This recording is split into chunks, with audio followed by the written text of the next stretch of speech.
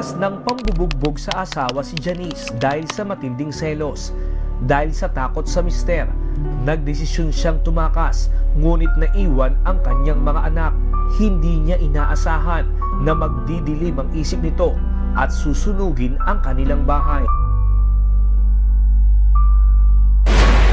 Patay na nang matagpuan ang isang babaeng 9 na taong gulang sa Makilala, Cotabato na mahigit 1 linggong nawala.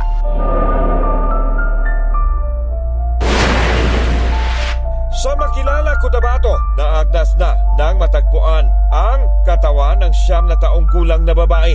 Nai-report umano sa mga otoridad ang grade 3 pupil na nawawala noong November 23. Sa investigasyon ng pulisya, pinaniniwalaang sinaktan ang biktima at ginahasa.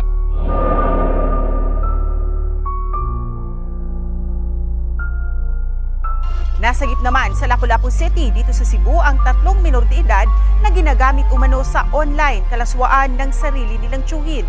Ang may init na balita hatid ni Alan Domingo ng GMA Regional TV. Ito ang aktwal na operasyon ng NBI kontra cyber pornography sa Lapu-Lapu, Cebu.